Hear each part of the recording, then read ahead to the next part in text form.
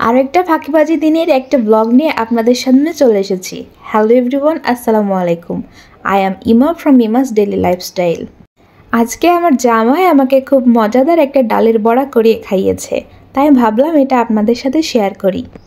এখানে শুরুতেই সে অনেকটা পরিমাণে কিছু পেঁয়াজ কুচি এবং কাঁচামরিচ কুচি নিয়ে নিয়েছে এবং লবণ দিয়েছে সামান্য পরিমাণে এবং কালারের জন্য খুব সামান্য পরিমাণ হলুদ ব্যবহার করেছে।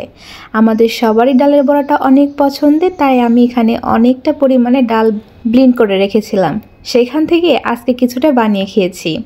তারপর সে এগুলোকে নিয়ে খুব ভালোভাবে হাতের সাহায্যে মাখিয়ে নিচ্ছিল। ঠিক এই পর্যায়ে তার একটি মিস্টেক হয়, সে এখানে বেসন অ্যাড করে। এটা করার সময় আমি তাকে বারবার বলেছিলাম এখানে বেসনটা অ্যাড না করতে, কিন্তু সে বলেছিল এখানে বেসনটা অ্যাড করলে নাকি অনেক মজা লাগে। আসলে সে চেয়েছিল এখানে কিছুটা পরিমাণ ময়দা ব্যবহার করতে, কিন্তু তখন তার এই কথাটা মাথায় আসেনি। তারপর তার মনে পড়লো এখানে কিছু চালের গুঁড়ি দিলে এটা বেশ মুচমুচে হবে, তাই আবারও সামান্য পরিমাণ চালের গুঁড়ো অ্যাড করে খুব ভালোভাবে হাতের সাহায্যে মাখিয়ে নিচ্ছিল। পাশেই একটা কড়াইতে তেল গরম করে এখানে বড়াগুলোকে ছেড়ে নিচ্ছিল। সে এই কাজটা অনেক প্রফেশনালি করছিল। আমার জামাই কিন্তু অনেক সুন্দর রান্না করতে পারে। আমার মনে হয় পৃথিবীতে পুরুষদেরকে অবশ্যই রান্নাটা শিখে রাখা জরুরি। এখন আমার শরীরটা খুব বেশি ভালো না, তাই আমার জামাই খাবারের জন্য এখানে বড়া ভেজে নিচ্ছিল। যদি আমার জামাই রান্না করতে না পারতো তাহলে এই কাজটা কে করতো বলুন তো?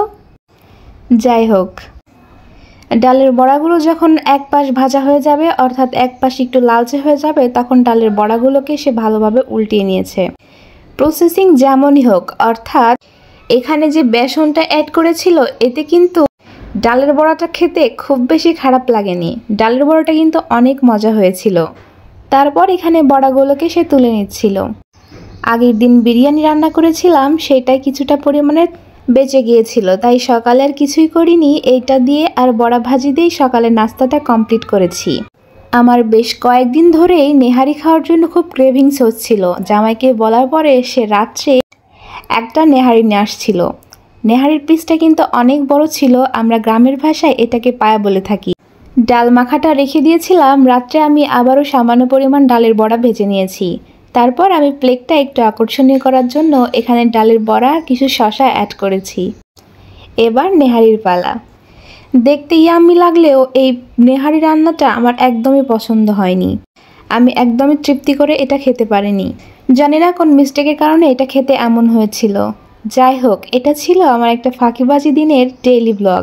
ভিডিওটি ভালো লাগলে অবশ্যই লাইক, কমেন্ট, শেয়ার করে পাশে থাকবেন। আজকে এই পর্যন্তই, দেখা হবে নেক্সট ভিডিওতে।